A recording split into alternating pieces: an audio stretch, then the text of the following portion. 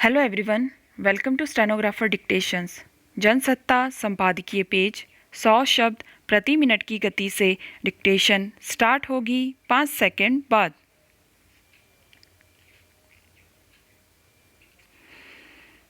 सरकारी जमीन पर से अतिक्रमण हटाने का अभियान अगर लोगों की जान लेने वाला हो जाए तो सरकार, स्थानीय प्रशासन और पुलिस के काम करने के तरीके पर सवाल उठना स्वाभाविक ही है।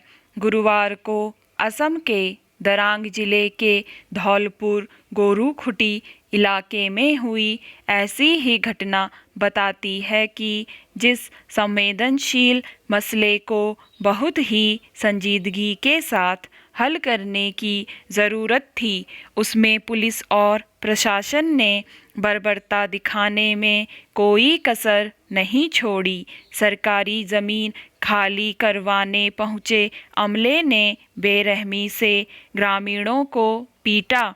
जब भीड़ उग्र हो गई तो गोलियां चला दी। इसमें 2 लोग मारे गए। हालांकि अतिक्रमण हटाने जैसी कार्यवाही में इस तरह की झड़पों का खतरा बना ही रहता है, लेकिन असम की यह घटना दहलाने वाली इसलिए है कि पुलिस और उसके साथ गए फोटोग्राफर ने गोली से घायल एक व्यक्ति के साथ हैवानियत की सारी सीमाएं तोड़ डाली। पुलिस उस घायल व्यक्ति पर डंडे बरसाती रही और जब उसने दम तोड़ दिया तो फोटोग्राफर उसके शव पर कूदता रहा। इस घटना का वीडियो प्रसारित हो गया। एक शव के साथ इस तरह की बर्बरता ने पुलिस के असली चरित्र को एक बार फिर उजागर कर डाला। गौरतलब है कि इस बस्ती में करीब 1300 परिवार दशकों से रहते आ रहे थे। लोगों ने यहाँ कच्चे पक्के मकान और धार्मिक ढांचे भी खड़े कर लिए थे। सरकारी रिकॉर्ड में यह 7000 बीघा जमीन सामुदायिक खेती के लिए रखी गई थी। हाल में असम सरकार ने यहाँ सामुदायिक खेती के लिए परियोजना को मंजूरी दी थी।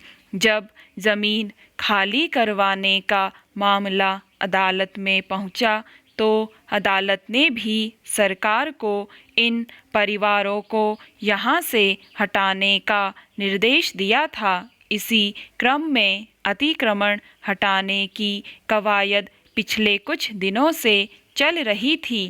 पहले चरण में सोमवार को प्रशासन ने करीब 800 परिवारों को हटा दिया था।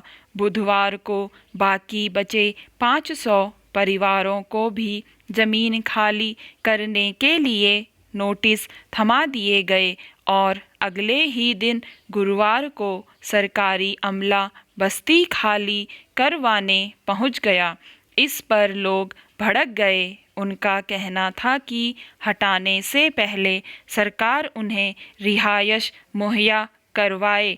सवाल तो इस बात का है कि जब 800 परिवारों को हटा दिया गया था तो बाकी को भी समझा बुझाकर क्या जमीन खाली नहीं करवाई जा सकती थी?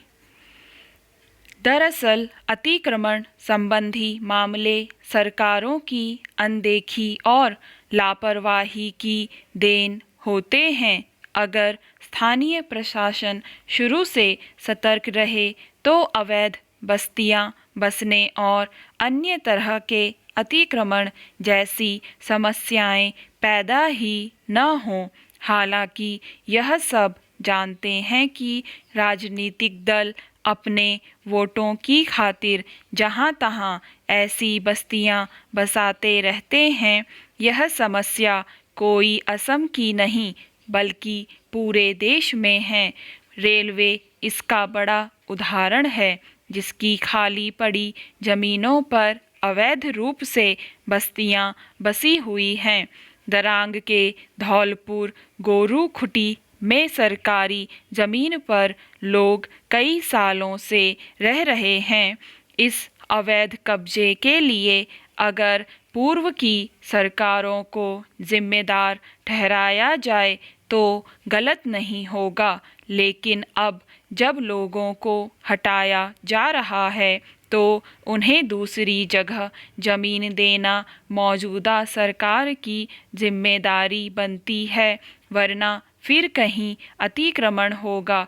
राज्य के मुख्यमंत्री ने अतिक्रमण अभियान जारी रखने की बात कही है। यह होना भी चाहिए, पर असम ही नहीं, दूसरी राज्य सरकारों को भी भूमिहीनों की समस्या को नज़रअंदाज नहीं करना चाहिए। सवाल है कि ज़मीन नहीं मिलेगी तो लोग कहाँ जाएंगे। स्टॉप।